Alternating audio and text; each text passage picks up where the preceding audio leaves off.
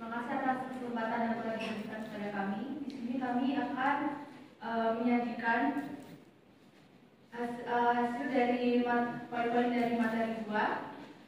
Sebelum itu, izinkan saya memperkenalkan diri. Nama saya Alia Octavia Ramadhani sebagai moderator, kemudian Ica Prameswari sebagai juru kamera, Fikri Jaya Tujuh sebagai penyaji, Mas Wahyu Firuza sebagai pembaca 1, dan Fernanda Vita sebagai pembantu. Tanpa berlama-lama lagi, saya persilakan kepada penyaji untuk menyampaikan materi-materi dari materi 2.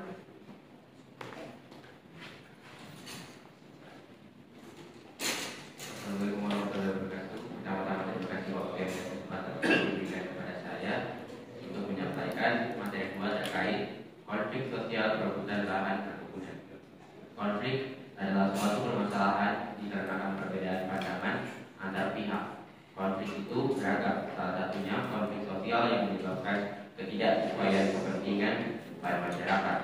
Salah satu bentuk konflik sosial yang sering terjadi di masyarakat adalah konflik agraria yang erat kaitannya dengan tanah, yang dapat terjadi karena klaim sepihak atas tanah yang disebabkan karena perbedaan otoritas atau kekuasaan antara kelompok subordinat atau kelompok masyarakat dan superordinat atau kelompok pemerintah. Dalam hal ini, kelompok superordinat adalah pemerintah, pengusaha dan petani. Konflik agraria yang terjadi adalah konflik perebutan lahan akibat tumpang tindihnya kepemilikan di Desa Pakal, Kecamatan Licin, Kabupaten Banyuwangi, yang berawal sejak 1993 antara masyarakat dengan perusahaan dan perhutani. Dimulai sejak penyerahan HGU secara sepihak, padahal mengacu pada Akta 1929 yang diberikan Bupati Banyuwangi pada tahun tersebut, merujukan tanah tersebut adalah tanah masyarakat Pakal yang sudah dikuasai lebih dari 20 tahun. Kemudian pada poin ketiga, bentuk-bentuk konflik yang ada di Desa Pakal antara lain konflik horizontal, yaitu konflik yang disebabkan benturan kepentingan yang sama antara masyarakat yang pro perusahaan dan masyarakat yang tergabung dalam rukun tani. Kemudian yang kedua adalah konflik vertikal yang disebabkan perbedaan kekuasaan antara masyarakat yang tidak memiliki kekuasaan dan pemerintah, atau dalam kasus ini perusahaan, perhutani dan Badan Pertanian Nasional. Kemudian konflik terbuka yang disebabkan oleh keterlibatan pihak luar, dalam kasus ini aktivis dan mahasiswa yang mendukung rukun tani dikarenakan terjadinya pelanggaran HAM. Konflik realistis disebabkan kekecewaan masyarakat terhadap sistem yang tidak mendukung. Tentunya dalam hal ini tidak didukungnya hak-hak masyarakat dalam menguasai tanah tersebut. Poin keempat, konflik ini memberikan dua dampak, antara lain dampak positif yang muncul dan tumbuh solidaritas antar warga yang ikut dalam rukun tani. Kemudian dampak negatif yang muncul dikarenakan tindak kekerasan dan kerusakan hubungan yang sangat kontradiktif, seperti yang kita ketahui bahwa dampak positif yang memberikan menumbuhkan solidaritas, sedangkan dampak negatif justru menimbulkan permusuhan.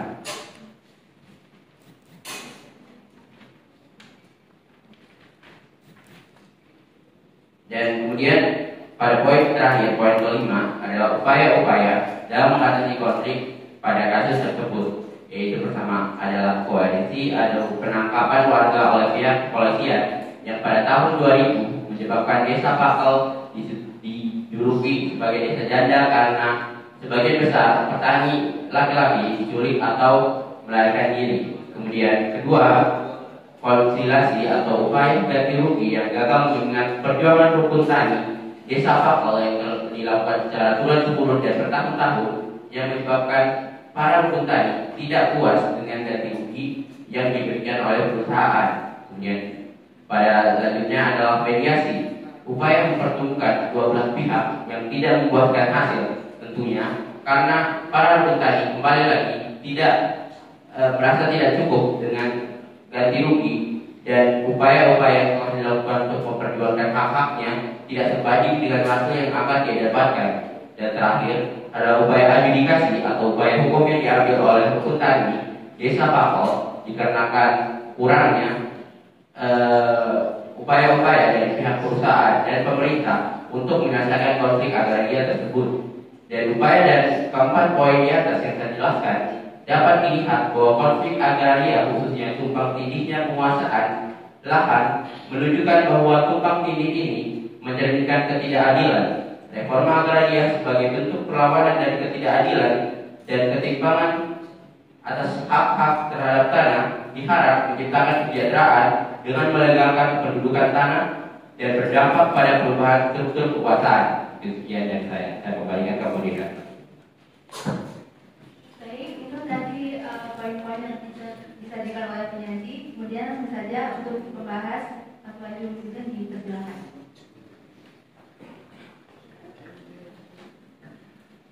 Baik, terima kasih. Di sini mungkin saya akan membahas ataupun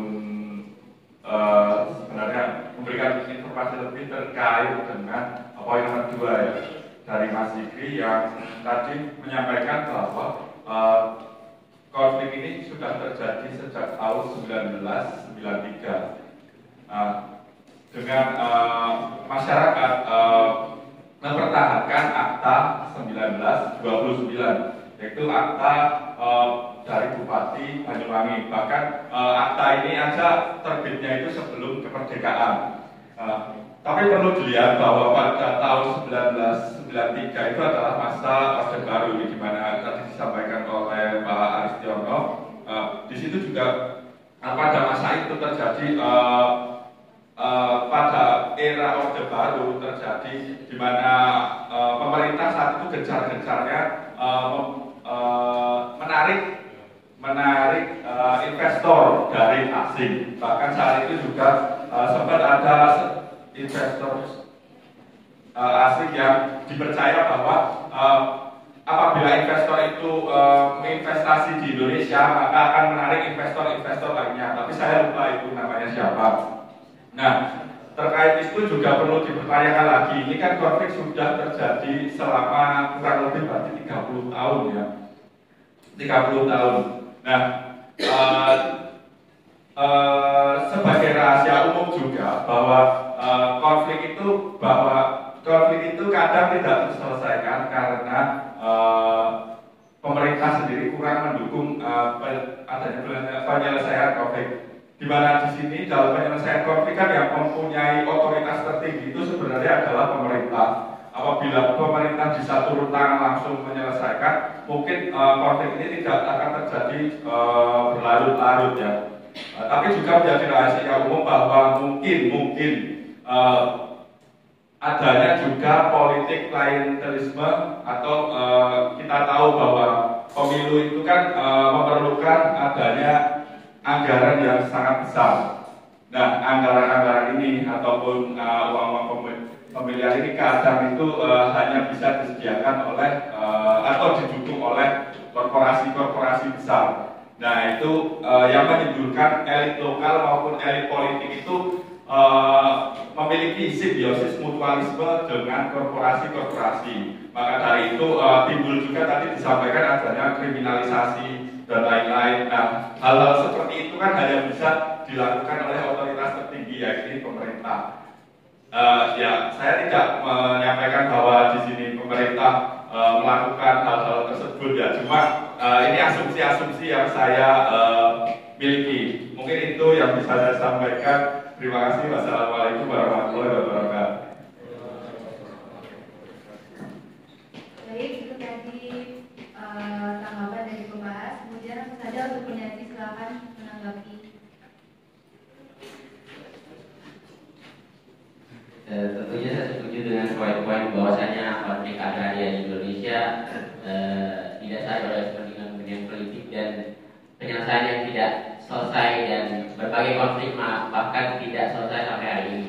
Tentunya pada zaman kenapa konflik yang ada di desa Pakal ini tidak selesai selama 20 tahun adalah karena pertama upaya koalisi tadi atau penculikan yang pada dasarnya penculikannya tidak hanya dilakukan oleh pihak-pihak pemerintah namun pihak-pihak perusahaan juga, karena adanya seperti teori konflik tadi yang ada subordinat dan superordinat, yang mana pemerintah memiliki otoritas yang lebih tinggi merasa tidak bisa diganggu dan merasa bahwa kepentingan yang dimiliki juga sangat penting. Selain itu ada juga beberapa kepentingan yang dapat terlihat bahwasanya dari perspektif pemerintah yang ingin mendapatkan keuntungan, sedangkan kepentingan yang tidak terlihatnya bahwa pemerintah tidak ingin keputusan atau kebijakan-kebijakannya diganggu dan diubah secara masyarakat. Tentunya konflik ini memberikan dampak perubahan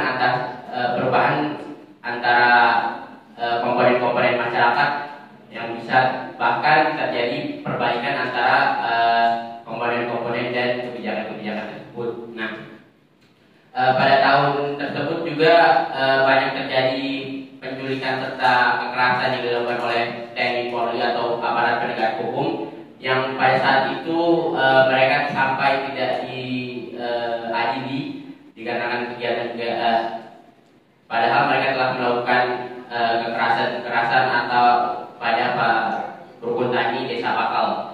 Nah, tentunya ini dapat dilihat bahwasanya otoritas yang dimiliki oleh pemerintah itu sangat absolut pada tahun-tahun itu, yang mana masyarakat pada tahun itu tidak berani atau untuk menjeda melakukan perjuangan atas hak-hak mereka, dikarenakan keabsolutan pemerintah pada saat itu yang tidak menyediakan ruang untuk masyarakat untuk memberi aspirasi dan memperjuangkan hak-hak mereka. Tentunya pada tahun-tahun itu masyarakat tetap berjuang, namun perjuangan yang dilakukan tidak separah dan tidak semasif sekarang. Nah, setelah tahun-tahun tersebut masyarakat mulai kembali berjuang setelah keterbukaan informasi dan pendapat yang diterima, khususnya penanganan terhadap kasus-kasus HAM yang terjadi sebelumnya dan adanya undang-undang tentang HAM yang sudah diterbitkan yang menyebabkan masyarakat lebih berani untuk memperjuangkan hak-hak mereka. Mungkin sekian dari saya akan kembalikan kepada moderator. Kemudian lanjut ke mahasiswa, dipersilakan untuk Mbak Fernanda Nisa.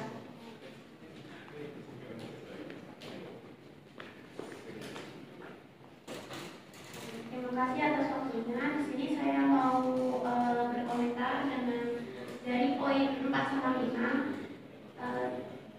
Mas Zikri itu kurang, menurut saya ya, bisa dijelaskan kurang menjelaskan secara menyeluruh bagaimana dampak-dampak yang terjadi dalam konflik tersebut.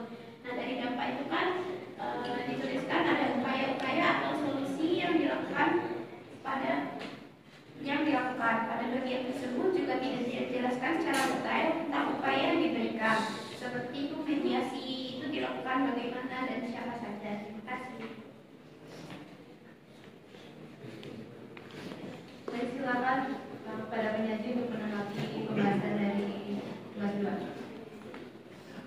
Baiklah, kenapa saya kurang membahas tentang upaya-upaya serta bagaimana dampak-dampaknya? Tentunya di jurnal tersebut tidak disebutkan secara eksplisit, namun secara tersirat dapat diambil kesimpulan salah satu jurnal yang saya acu terhadap konflik ini adalah kritik pemerintah, kritik penanganan konflik agraria di Indonesia yang ada di jurnal Bumi karya penulis, yang mana penanganan konflik agraria di Indonesia ini masih belum menyeluruh dan masih di tahap awal, yang mana menyebabkan konflik-konflik ini belum terselesaikan secara sempurna dan sering terjadi karena tidak adanya pencegahan dan penanganan yang betul-betul menjadi solusi yang solutif dan juga bisa dijadikan sebagai sebuah acuan dalam penanganan konflik agraria di Indonesia.